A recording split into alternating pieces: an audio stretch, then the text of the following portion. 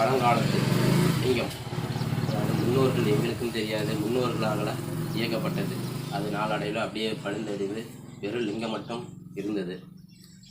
அதுக்கப்புறம் அடியோர்களாகிய ஊர் பொதுமக்களாகிய நாங்கள் பிரதோஷ வழிபாடு செய்து கொண்டே இருந்தோம். அதுக்கப்புறம் கொஞ்சம் கொஞ்சமாக மக்கள் கொஞ்சம் கொஞ்சமாக உதவி செய்து இந்த தகர செட்டு போட்டுள்ளோம். இந்த கும்பாபிஷேகம் முடிந்து அதற்கு பிறகு இங்கே அதனேரீஸ்வரத்தில் ஆலயத்தில் வருவதற்கு வந்தால் புத்திரபாகியம், திருமணம் மற்றும் அனைத்து இது குணம், நோய் குணமாகிறது. அத்தனையும் இங்கே வேண்டுதலை நிறைவேற்றி கொடுத்துள்ளார்கள்.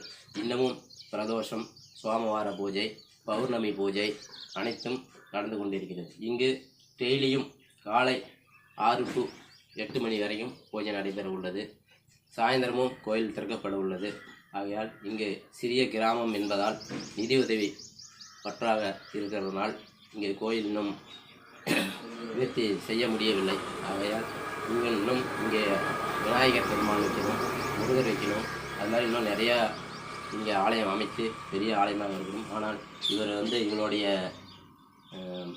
கருணை யாரும் சொல்ல முடியாத அளவுக்கு இவர் செஞ்சு கொண்டிருக்கிறார். ஒரு வாரம் ஒரு பிரதோஷம் பணம் இல்லையே, எப்படி நம்ம பிரதோஷம் பண்ணலாம் அப்படின்னு நாங்கள் குழப்பத்தில் இருந்தோம்னா யாரோ ஒருத்தர் பிரதோஷம் இன்னைக்கு பூஜை நான் செய்கிறேன்னு சொல்லி ஏற்றுக்குவார். அந்த அளவுக்கு இவர் பூஜையை செஞ்சுக்கிட்டு இன்னும் இருக்கிறாரு. அன்னதானம் பிரதோஷத்தில் அன்னதானம் நடக்குது. ஆகையால் இங்கே இவருடைய வேண்டுதல் என்ன வேண்டுதல் வச்சாலும் இது வரைக்கும் புத்திரபாகியம் 2-3 நடந்திருக்குது. ஆண் வாரிசு 2-3 நடந்திருக்குது. கும்பாபிஷேகம் முடிஞ்சது. அதுக்கப்புறம் திருமணம் நடக்காத திருமணம் 2-3 பேத்துக்கு நடந்திருக்குது. அதனால் நிறையா இங்கே அவருடைய வேண்டுதல் நிறைவேற்றி கொடுத்து கொண்டு இருக்கிறார்கள். இங்கே பூஜை நடந்தது.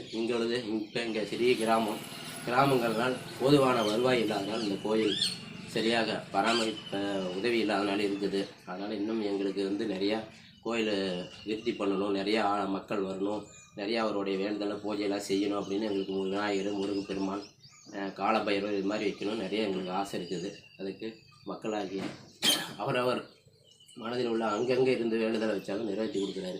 அந்த மாதிரி இருந்தால் இன்னும் இந்த கோயிலில் சிறப்பாகும். யார் எப்பொழுது அங்கேயே இருந்து வேண்டினா இங்கேருந்து சங்ககிரியிலேருந்து வந்திருக்கிறாங்க. இந்த பக்கம் சங்ககிரி, எடப்பாடி இது மாதிரி நிறையா இடத்துலேருந்து வெளியிலேருந்து வந்திருக்கிறாங்க. வெளியில் சாமி அடிவர்களாகிய நாங்கள் செஞ்சுக்கிட்டு இருந்தோம், பணியோடு செஞ்சு பண்ணிக்கிட்டு இருக்கிறோம். ஆகையால் இன்னும் இந்த கோயில் இன்னும் வளர வேண்டும். அவர் உள்ள குறைகளெல்லாம் தீர்த்து இன்னும் விருத்தியாக வேண்டும். இங்கே நிறைய சாமிகள் வைக்க வேண்டும். அதனால் எங்களுடைய ஆசை.